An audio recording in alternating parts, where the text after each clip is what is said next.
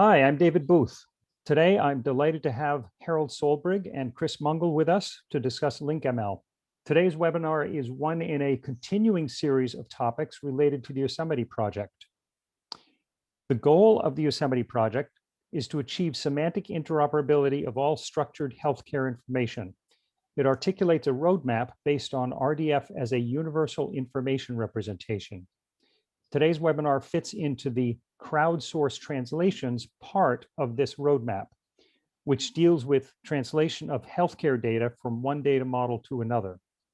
LinkML provides some interesting new techniques to help facilitate this translation to enable data to be semantically linked together.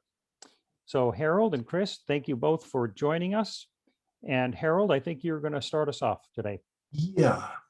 A lot of what we're doing today finds its roots back to Tim Berners-Lee's 2001, almost exactly 20 years ago today, a presentation in Scientific American, where the term semantic web first came into general use. And the general notion was that if it was going to function, what computers needed was access to actual structured collections of information, where it's not just screens and text to be read, but it's data and knowledge. And of course, the dog fires off right away. A lot has happened over the past 20 years, and I think it's well worthwhile stepping back for a second and looking at how far we actually have come. We do have RDF under the covers, although this is the area we're approaching or we're addressing some today.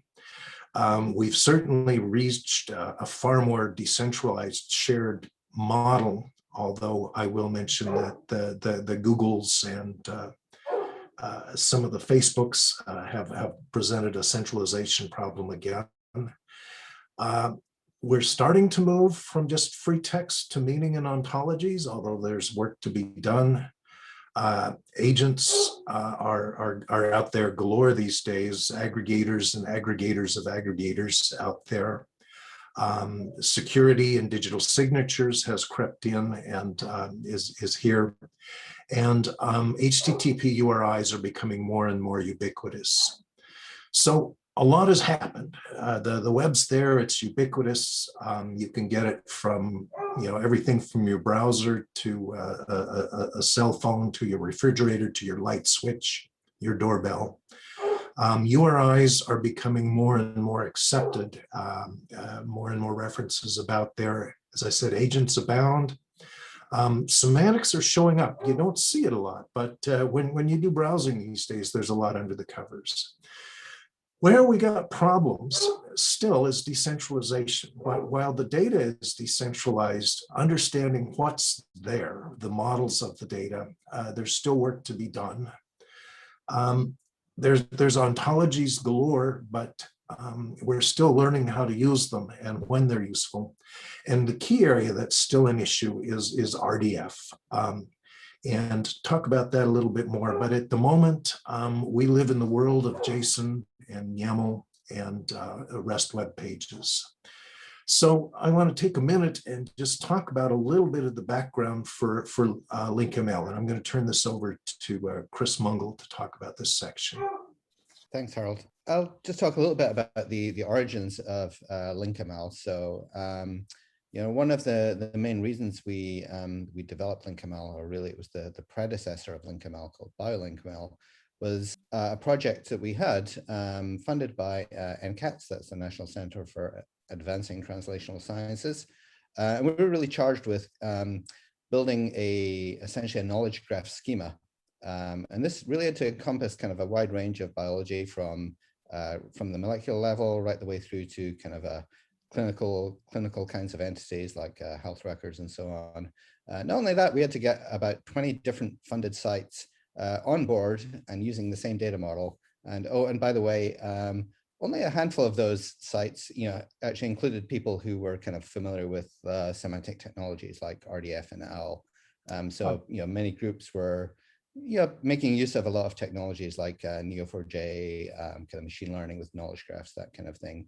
And we had to do all all this pretty quickly and break new ground in translational science when doing it. So this little figure here just shows a very high level the kind of like underpinnings of this NCATS funded biomedical translator project. And the idea is researchers can come in and ask questions, you know, try and maybe understand new therapeutic candidates for a disease. We make use of a wide range of different knowledge resources integrated from existing curated databases, unstructured sources, make use of a large amount of inference, and this includes not only traditional semantic inference, but other modes of inference as well, to be able to help answer questions in the translational sciences. One of the other drivers for this was another project, this one funded by the US DOE, the National Microbiome Data Collaborative, NMDC. Our task here was to really make multi-omics microbiome data fair, findable, accessible, interoperable, and reusable. And this encompasses data on microbiomes, both characteristics of the environments and what they're found. So we are primarily interested here in environmental microbes. So this would be the biogeochemical characteristics of the ocean water or the soil in which the microbes find themselves. But this is also applicable to host-associated microbiomes, the human gut microbiome and everything else.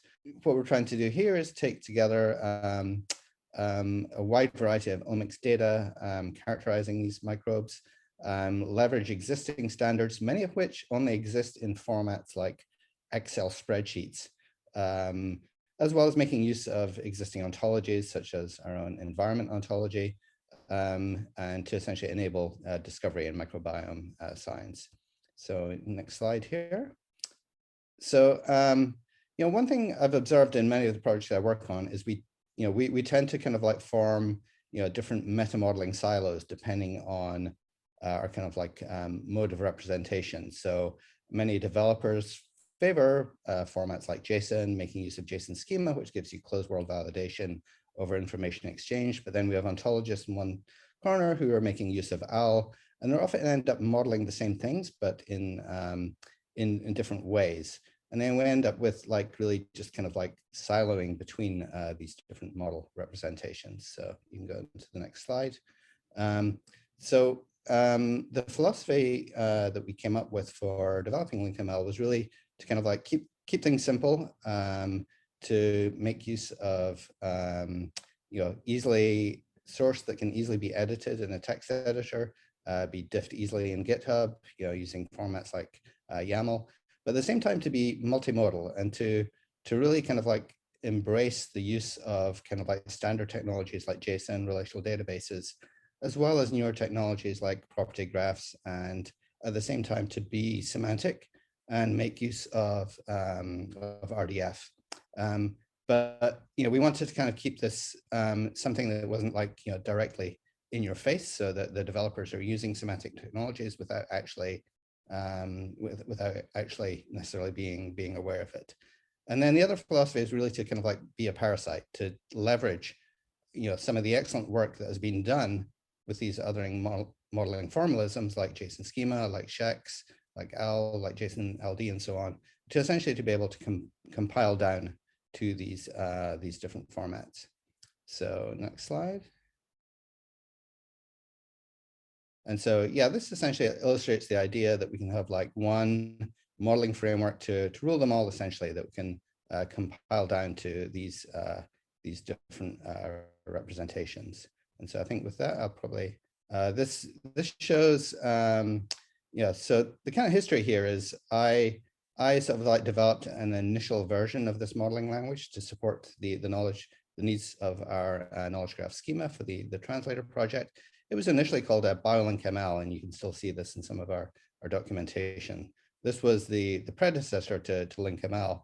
And then, you know, Harold got involved with the project, and we realized there was many things that, you know, that could be generalized within this, and that it didn't actually have to be biology specific. And this led to the development of the original LinkML. And then Harold, I think I'll hand it back over to you here. You can talk about some of these broader goals.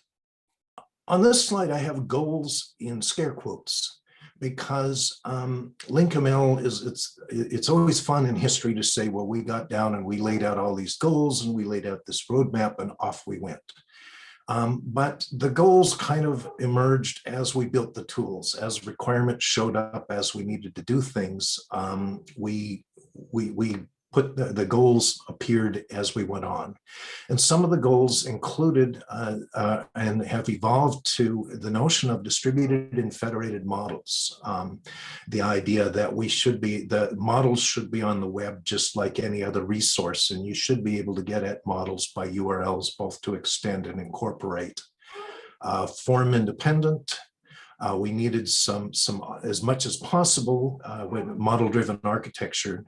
Once you put the model in, get as much of the software out of it as you can so that you can get about the business of implementing what you're actually doing.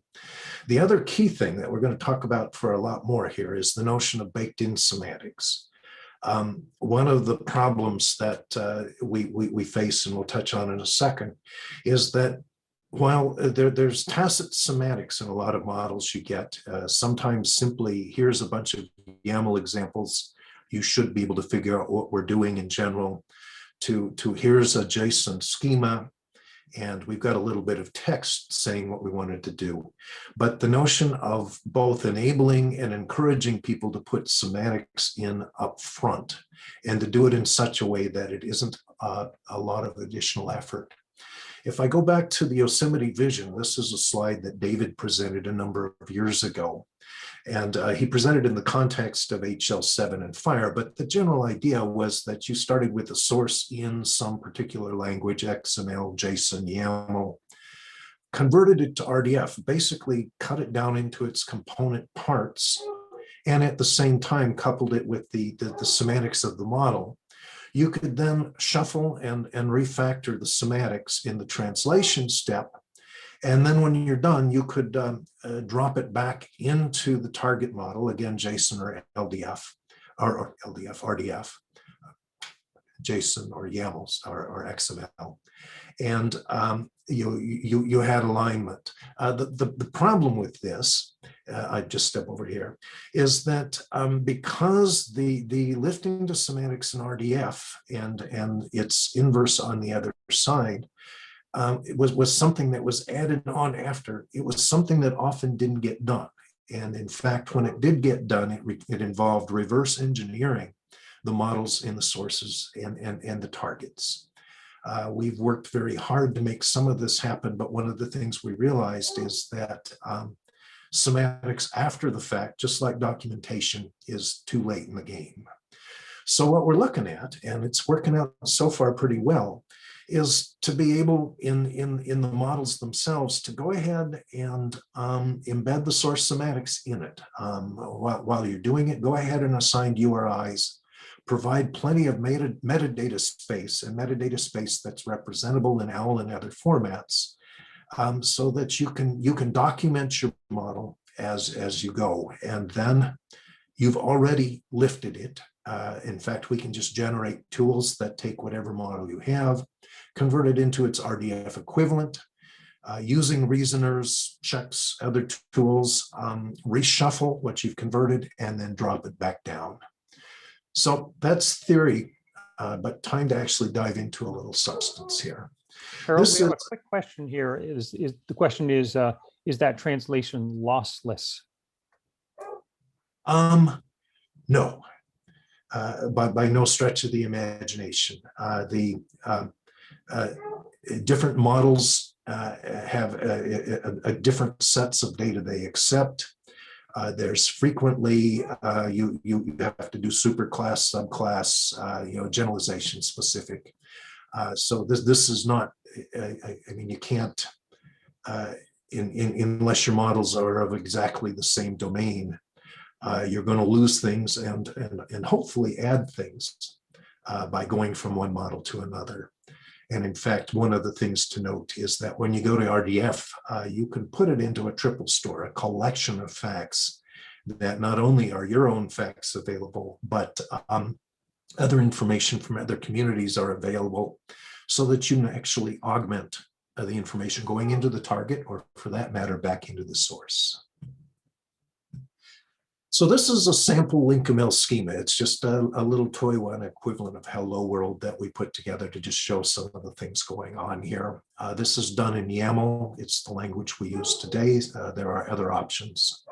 But it includes, there's a bit of metadata up top, but you actually have quite a wealth of metadata fields as far as descriptions, notes, comments, the sort of stuff you find in SCOS. The inevitable namespace management, although we've tried to make that as straightforward as possible, and in particular the default query maps you see there goes to a place, prefix commons, where people manage namespace for you. Schemas can import other schemas and extend them and use them. In this case, we're just importing a core set of types.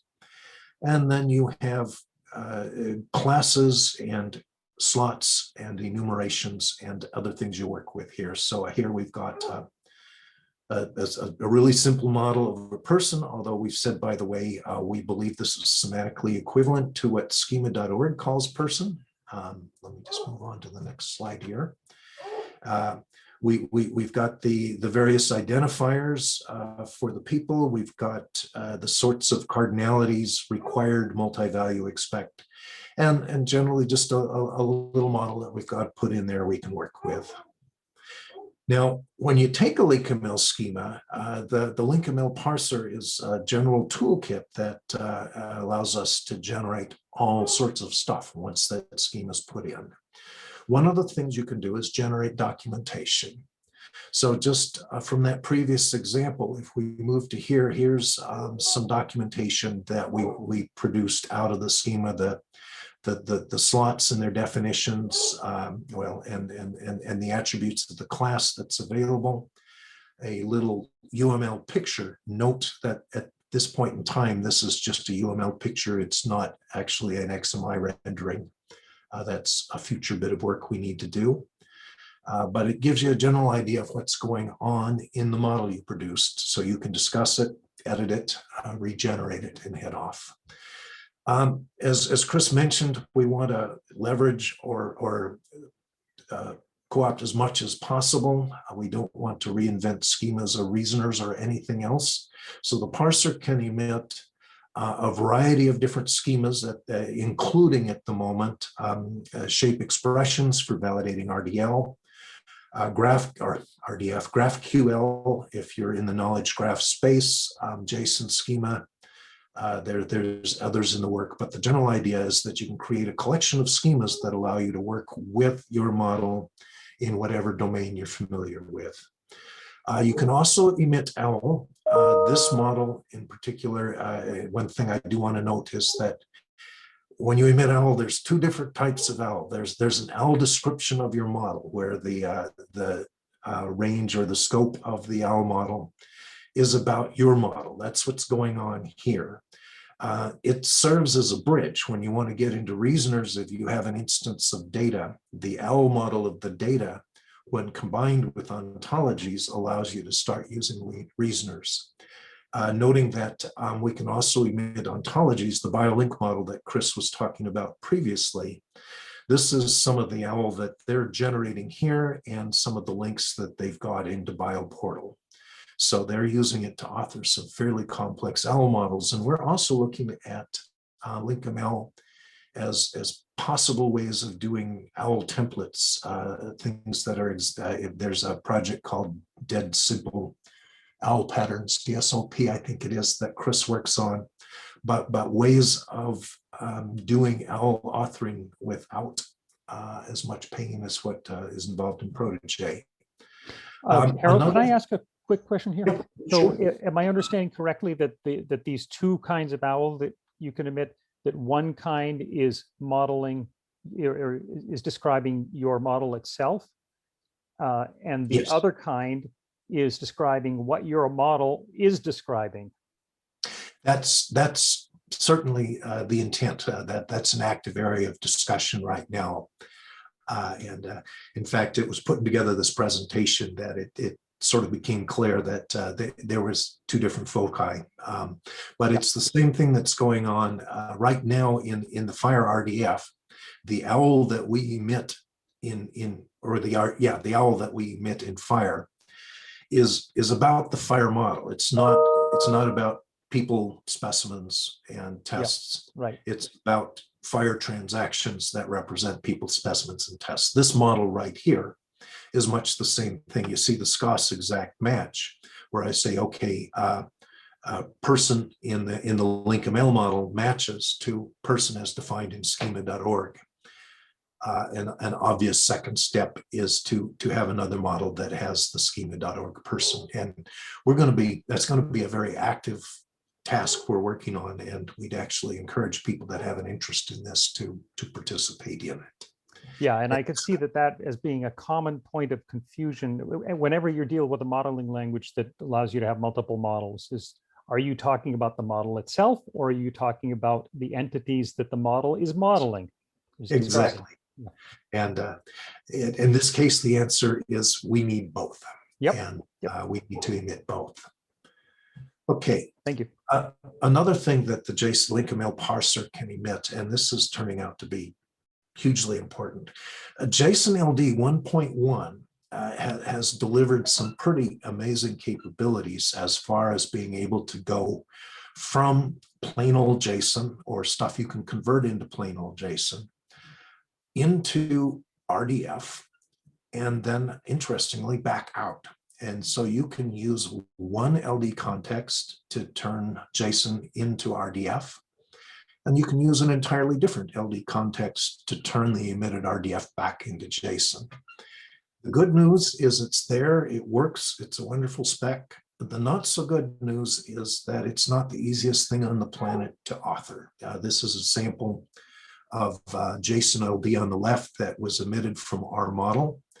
And what I've got on the right, or on the lower part here, is just an example of it being used in the JSON-LD playground, showing that taking a combination of this context, or of this context that was generated from LinkML, and a bit of JSON below at the very bottom of the screen there, you can see that we've emitted RDF, where we use schema.org and friend of a friend, the URIs that we described, to represent exactly the same information that's here in JSON in RDF. Okay, another thing the LinkML parser can do is emit code. It can emit Python. That's the one that is at the core of many of the modeling languages we're using. And the Python you see here is emitted by the tool. It took that basic schema you saw earlier, and this is a bit of what's generated. It uses the Python data classes library. But the key thing now is that I can write basic Python scripts. I can just go ahead and import person as generated by Python. And I can use a Python constructor to build an instance of my model. And then I note that in the case where I generate a model that doesn't conform to the schema, I can ask the Python generator to report that you haven't supplied what's in here. This is an interesting place where we're going to be wrestling a little bit with two different modeling approaches. We'll touch on that a bit more in a second here. Okay, once you have this Python, it can be coupled onto the LinkML runtime. So what the LinkML runtime allows you to do is, given your schema, you can represent instances of your schema in JSON, YAML, RDF. We've got the obvious spreadsheets in the pipeline.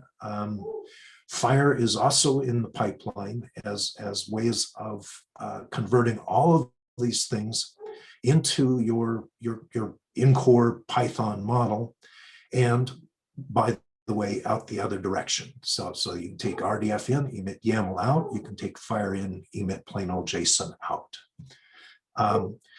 It's because you have the Python here, this also serves as the gateway to some of the big data platforms and Jupyter platforms, in that you can just start using the Python constructor directly or indirectly and feed a data in from entirely external sources and get the advantage of all these different conversions. So just a sample here, this is the exporter, these are the dumpers. And what I'm doing up in the Python here is I'm constructing a couple of instances of this person.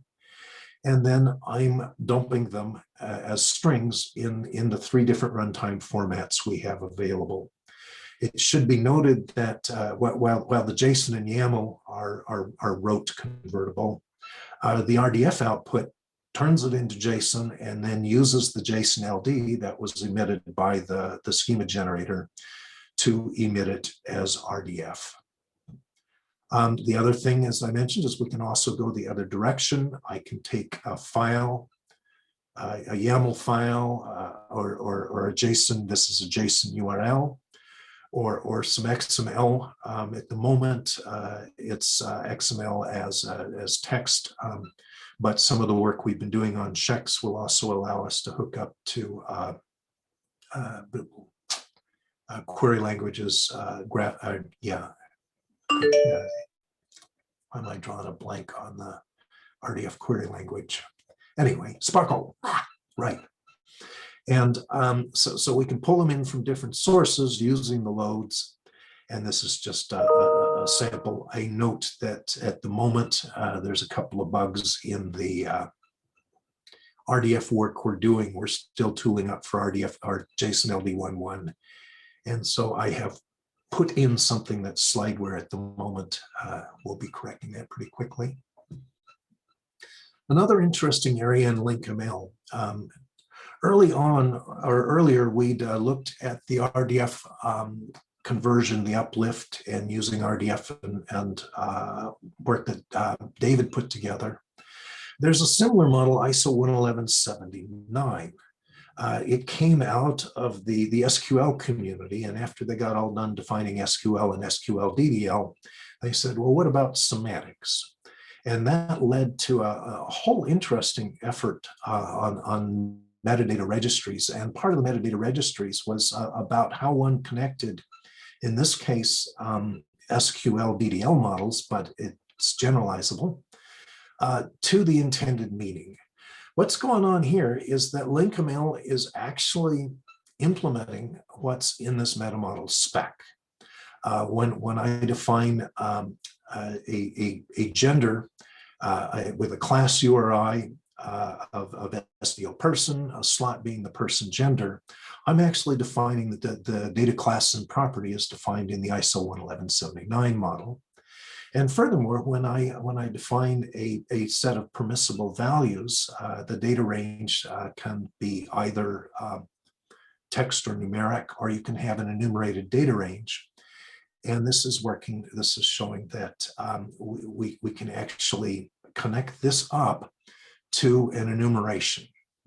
LinkML, the idea is, as with enumerations, you have 2 parts. You have what appears in your data, and you have what it means when it appears in the data. And if you've been absorbing data from other spots, you don't have a choice as what appears in the data.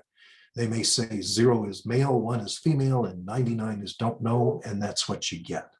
So part of your goal is to be able to take these permissible values, these possible values, and couple them with their intended meaning. So the simplest flavor of enumeration in LinkML is just a list of the permissible values. Here, I've said, okay, you can have 0, 1, or 8. And the text there is just, it tells the developer and the documenters that, yes, 0 means the male gender, it's just text. So all we're doing is defining a set of permissible values. But we can also take these permissible values and put in the meaning links. We can say, okay, the male gender comes from the schema.org definition of male, or whatever appropriate target we have available. It's still a 0, but it says now when you put this in, this is where you can go to figure out what it means. Furthermore, if you deal with value sets or code sets, and somewhere we've defined all of the possible values in schema.org, we can actually connect the enumeration to a value set that says, anything that appears down in these permissible values is expected to be in that value set. We can use that to validate the model. We can use that to validate the value set. The next step, and it's something that doesn't happen in the 11179 model, but something that's often needed, is if we're making the model ourselves, we don't want to have to go down and say 0, 1, and 99. What we really want to do is say, let's just put a component of the ontology directly in there. So what I've done here is, instead of having the permissible values, I've said, go to the gender type formula, and what can appear in the permissible values are the possible codes in this enumerated value domain. There's several possibilities here at the moment: code, URI, query. We've got an extensible spot so that we can go to and from the fire coded element entry. But anyway, a lot of work going on here, tying this all up to its intended meaning. So if we go back to the Yosemite Vision that we'd had earlier, the general idea is, by doing the LinkML modeling, you get the documentation, you get all these tools, but you're also putting RDF in. And what's interesting is, somebody working with JSON is none the wiser that under the covers, they're actually creating RDF for us. LinkML just keeps track of that in the JSON-LD contexts. So our goal is to be able to make it easy to embed the semantics directly into the models. And through the use of OWL and RDF and knowledge graph tooling, be able to automate as much of the transformation and translation process as possible.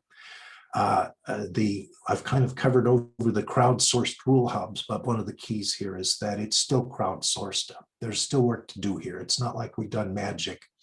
But what we have done is we've provided the communities with the ability to get the semantics into the models from the get-go, so that we don't have to go back and reverse engineer or try to discover what's been done in order to do this transformation. And incidentally, this is also where linked open data comes in, being able to put it into the pool of knowledge where it's augmented from different sources.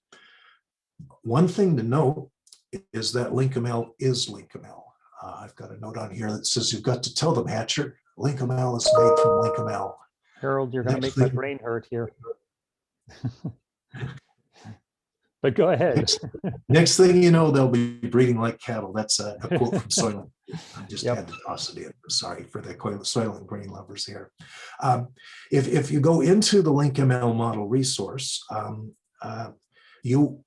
the model that you're using is modeled in LinkML. It's documented using the LinkML documentation tools.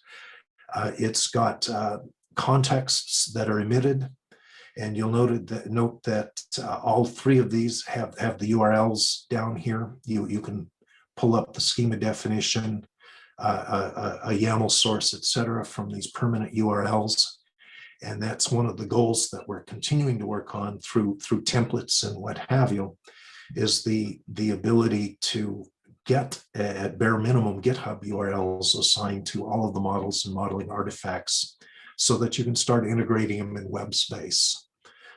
One thing that we hit earlier, and we've discovered a lot while working on this discussion, is an interesting balancing act. I come very much from the information modeling world, UML, HL7, FHIR, where we're modeling data, we're modeling data and I said information, but we're modeling information about the world.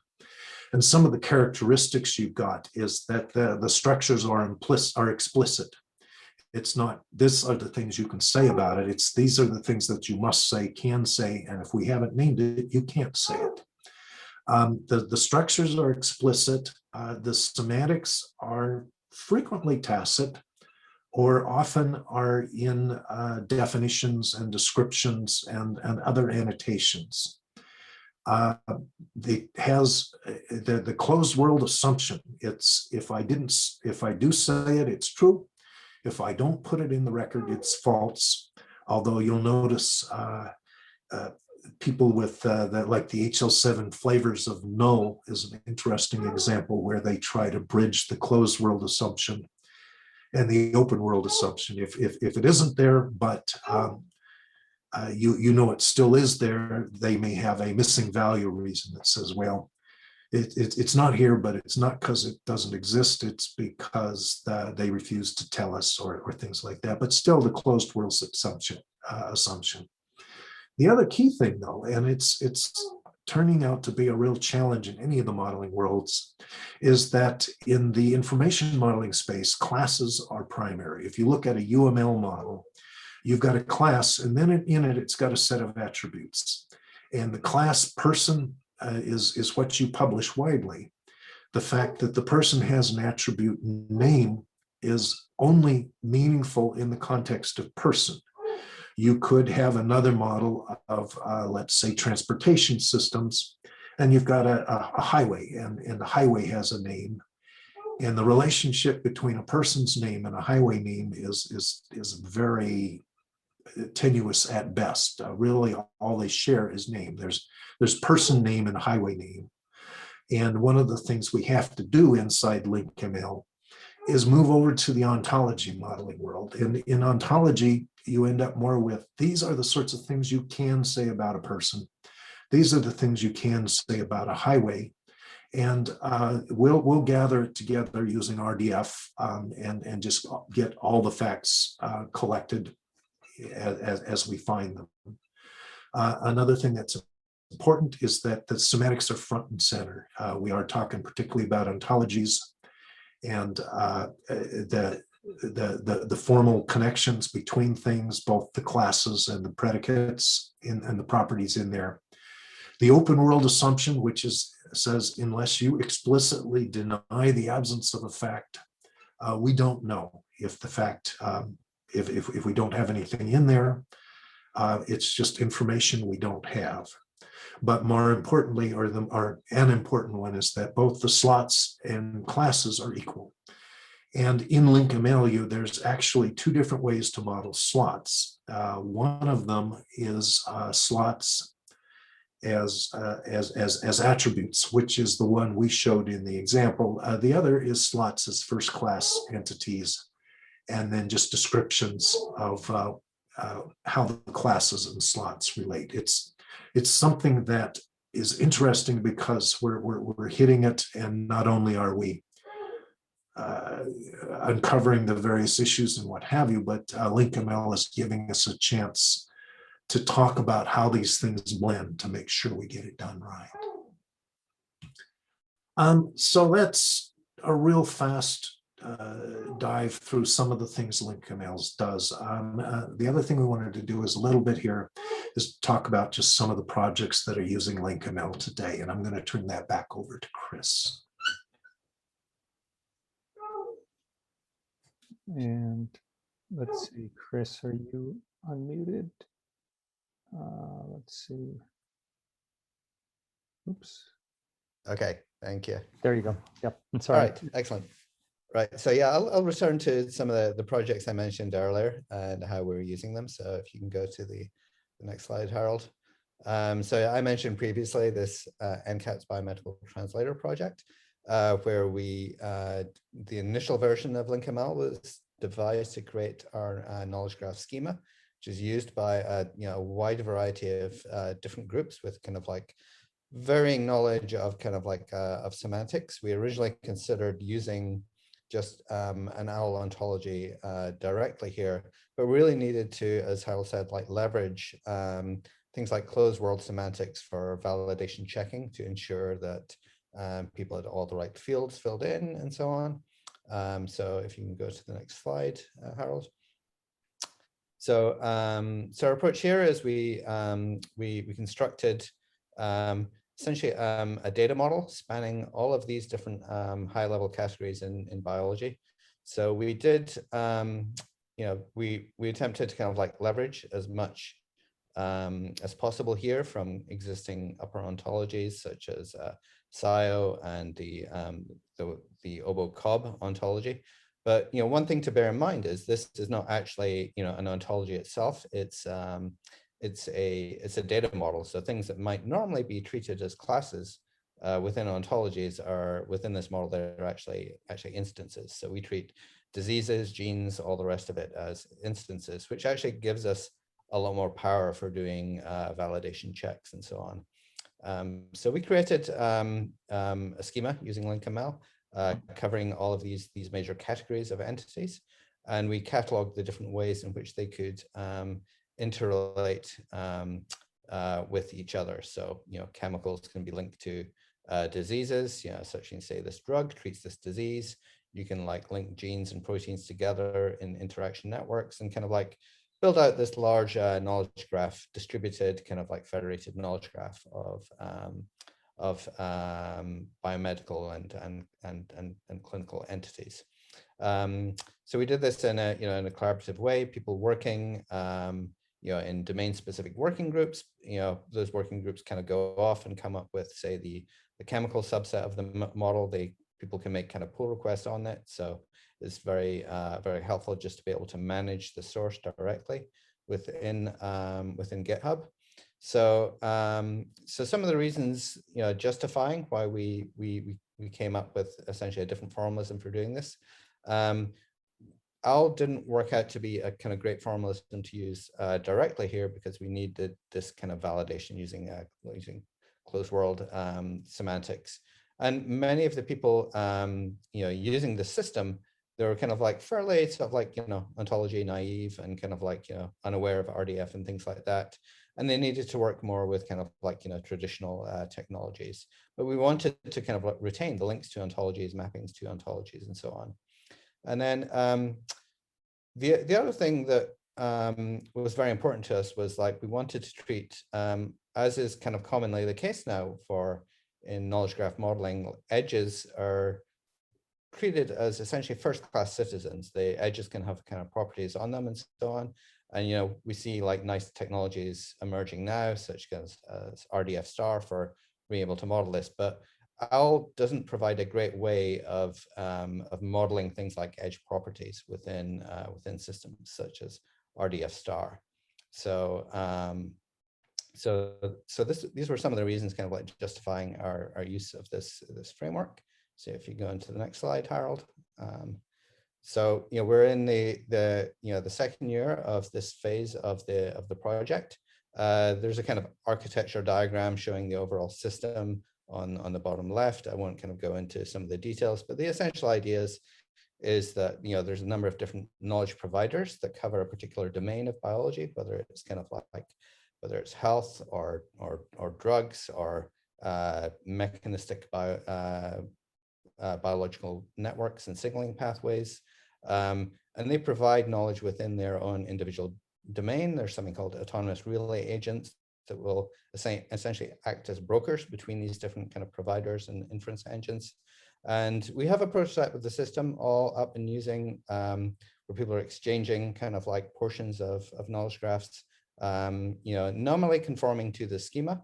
But one advantage of this system as well is it allows us to have kind of varying degrees of conformance, because we can't build something that's too rigid and that the whole system fails while someone doesn't provide a kind of particular field in a particular slot. So so we're currently working on the dashboard that will allow us to kind of see the degrees of conformance to the model from the different components. And we have some early demonstrations showing kind of powerful federated queries over the system. The diagram on the bottom right is a screenshot of Protege. So even though we don't author directly within OWL, we do provide an export to OWL that just makes it easier to kind of visualize and view in kind of in ontology portals such as BioPortal. But it is important to realize this is not an ontology in the more traditional sense of an ontology. And so onto the next slide. Another project I'm involved in, as I mentioned earlier, the NMDC National Microbiome Data Collaborative. We're integrating data on microbiomes across different scales, different data modalities. And so if you go into the next slide. So, some of the challenges we had here that we have a large number of different standards in this area, but many of the standards, essentially kind of like are very loose, and they exist essentially as kind of like Excel files. People are sending Excel, files back and forth with very loosely coordinated sets of column headers, and there's not really any kind of like good system for being able to specify the semantics of these. At the same time saying what kinds of ontology terms can be filled in. We have some fledgling standards in this area, like CSV on the web and so on. But again, it doesn't really provide us a great way of giving closed world semantics and validation checking on this.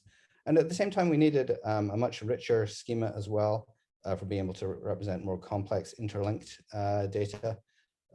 Making use of ontologies like Envo, and the developers that we had were they're not kind of like semantic web developers. They're very kind of familiar with traditional technologies like using Mongo databases to store JSON, using JSON schema to be able to validate JSON. So at the same time, we knew that JSON schema was not in itself a rich enough formalism for us to use. We needed to make use of aspects of semantic technologies such as inheritance, and we knew that all of this had to be fair. At the end of the day, we needed kind of URIs on everything. So LinkML provided us a nice way to kind of give the developers what they wanted, simple kind of like JSON files and so on, but at the same time to be adherent to using semantics. So think of this as kind of stealth semantics or semantics behind the scene. Everything is a URI, and all the JSON that gets passed around is conformant to JSON schemas, but at the same time also JSON-LD that makes a valid RDF graph. And so next slide. So after we're in the second year here, so we do have this unified modular schema. Most people are currently making use of the JSON schema rendering of this, but we're also kind of like tentatively using like the shapes, the ShEx expression of it to validate the RDF graphs that come from this as well. We're integrating a large number of different heterogeneous environmental and omics data types. The enum facility that Harold developed for LinkML is particularly useful here. Because we want to be able to say, that this value in this spreadsheet, must come from this subset of terms from this ontology, but we want to allow people to use, the human readable terms, but also for them to map to the underlying ontology terms. And it works well with our developers, who allows them to use kind of like these more traditional technologies. We're actually working with Terminus DB adapters at the moment to explore some of the uses there. And we're currently actually working with many of these upstream standards providers, such as the Genomic Standards Consortium, MixS Standards, to transition their standards away from spreadsheets into something more computable. And they're going to be using LinkML as the way of specifying these genomic standards in future. And so next slide. So there's a number of fledgling efforts as well. This is both, some of these are projects I work on, some are ones that Harold work on, and some are groups that are entirely kind of like independently have picked up the system and started using it for their own modeling. So one of the main ones is the Center for Cancer Data Harmonization, using it to standardize schemas for both cancer sample metadata and for omics data. We're also exploring it within the Gene Ontology project for our schema for causal activity models. And one other recent project just completely outside the biosciences that has adopted this is the CSO Link project. So this is a high-level data model of computer systems. And I think I'll hand it back to you there, Harold. Okay. One of the things that worries me a lot about presentations like this is, well, what's going on in LinkML is exciting and interesting. It's very much under construction. This is an excerpt from Wallace and Gromit, where he's laying the track as the train is running. And we are very much doing that. And in fact, we're very much doing it in the sense that on a given day, not all LinkML may work. As new builds and stuff come out, we're learning we have to get more rigorous because we tend to be surprised at times who's using features. And if you want to know who your users are, break something. It's pretty entertaining. But it's a toolkit. In fact, it was a question of whether we even called it modeling language or toolkit, but it's a set of tools that we continue to develop as our needs and uses show up. And it's turning out to be a very general set of tools. As a matter of fact, this is just a shameless ad. We're actually looking for developers, help wanted. We're actually hiring developers right now to help us with this, because we're counting on LinkML in a number of really interesting situations. And I guess that's it. Get to the contributors. There's been a tremendous community adding insights and codes to this. And I apologies to people we've missed. This is just a subset of all the wonderful people we've worked with getting this put together. One of the things that was interesting is we're right now putting together, it's a LinkML template. It's in the LinkML directory.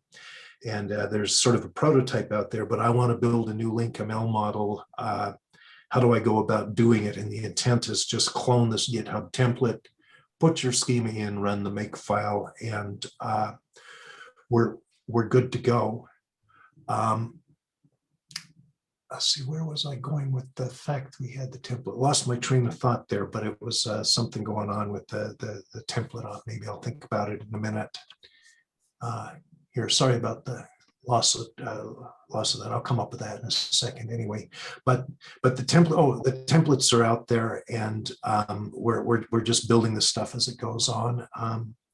And some of the funding, it's surprising to look at all the sources that it contributed to this. One of the problems with middleware, as the OMG discovered years ago, is that everybody needs it, but it's dang hard to put it under any particular umbrella.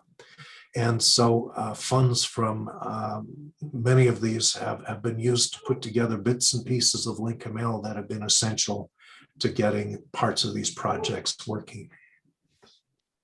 And some contact information, I don't know, somewhere we're going to get Chris's email out there as well. The GitHub, LinkML Github is just, we've just completed the BioLink to LinkML transition. And while we've got stuff mostly working, we're still laying some of the track there as far as LinkML runtimes and things like that. I've got a promise here. The examples that show up here right now are in the slides. We will have an examples directory with all the stuff that, with all the person and stuff you've seen and running code available in the not too distant future. And gosh, I guess that's it. So thank you, Harold and Chris. So this is fantastic. We have maybe just a couple minutes for questions. And as a reminder, so with Zoom, if you want to put your hand up to ask a question verbally, what you do is you click on the reactions icon that is in the kind of in the middle bottom of the screen, and you'll find an option there for putting your hand up. We do have a couple questions already. So here's one. When you do collaborative modeling, how do you archive results? Do you convert to RDF and use a triple store? Do you store model files in heterogeneous formats? What do you do? You want to touch that or me, Chris? Yeah, I can answer from the perspective of some of the projects I've seen using it. So generally, the source file, the source of truth, the source file is always the LinkML YAML file, and then often we have things like GitHub Actions that will kind of compile down to the JSON schema and the RDF representation and so on. Occasionally, people will maybe find it useful to maybe mock up something, using something like Protege. We don't yet have the reverse conversion code to go from OWL back into LinkML, but it can be a useful way of just kind of like exploring something as you get like a nice hierarchy browser within Protege and so on. So generally the way we work with it so far is, everything's managed directly in YAML, and everything is compiled automatically into derived artifact. Thank you. I did. Yeah, go ahead. I did realize when I wandered off on the LinkML template where I was going with that. One of the questions I'd asked when I was putting the template together is there's a bunch of configuration parameters, and it's the usual question of how do we document the parameters so that people can fill them out readily? And it was Chris Mungall that said, well, why don't you build a LinkML model of the parameters that will document the whole thing? And actually that's pretty interesting, and it makes a lot of sense as long as we can make this easy to do. Even just putting together a short Blackboard presentation on something you might do, using that template is already easy enough to do that. Okay. Nice. Yeah. Okay. Next question. Let's see. So, well, first of all, yeah, this is very cool. The way it links together different modeling worlds and the way it grew incrementally out of the specific needs. I think that's a great way to develop things. Can you comment about differences in using this for existing data versus new data? Well, certainly in the CCDH space, we've had both worlds. One of the things that we're just starting to work on, Chris had mentioned OWL to LinkML. There's been some call for some other existing modeling tools and languages that the two that have least have been mentioned, although not yet scheduled or resourced, are UML XMI and the FIRE modeling language. There's been mentions also, I think, Chris, of JSON schema into LinkML, and I was trying to remember, there was one other that showed up there. They're all things on the to-do list, and if there's a need and a use case, we'll at least work with people to figure out how to do it, and maybe even help get it done. Another question. So if others are interested in helping with further development of LinkML, what areas of development help are most needed? Well, most of this is done in Python. So and certainly developing in Python is of a great deal of interest, but also people with experience in UML and XMI. We've mentioned that one. FIRE, OWL and ontologies. Any other areas you want to mention, Chris?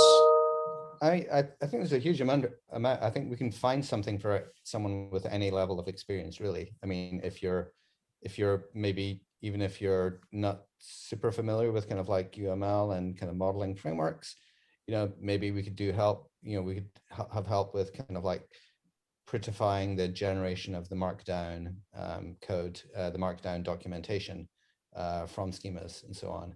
But also, if you've got a lot of experience with any modeling framework, then there's definitely lots of areas that we could do with help there. I'd say just take a look at the the GitHub issues and just kind of contact us as well. Yeah, what you're interested in. We've got a code base that works, but it doesn't mean it's optimal or even done right. Ideas on how to do things better. One thing I will mention, just one of the projects that Sierra, who's on this call, is contributing to right now, is generating object relational models in SQL Alchemy from LinkML as a way of getting yourself an SQL database put together from your models that I think is fascinating. We have one more question, and that's just going to be all we'll have time for. From Ron Cornett, says, we have a US-EU collaboration in which we try to bridge FIRE, OMOP, and CDISC so that sources adhering to any of these models can be queried transparently. We're considering using BioLink or LinkML for that. Any advice? Let's talk, Ronald. Both in terms of what it can do, and more importantly, in terms of what it can't do. I sounds don't want great. to overpromise, but we'd love to have people on that. Yep. And given the way it has evolved so far, if there are areas of things that it can't do, then I wouldn't consider that a closed door either. So, okay, well, we're out of time now. Harold and Chris, thank you very much. This was really enlightening and fantastic work. Thank you all very much. Have a great day.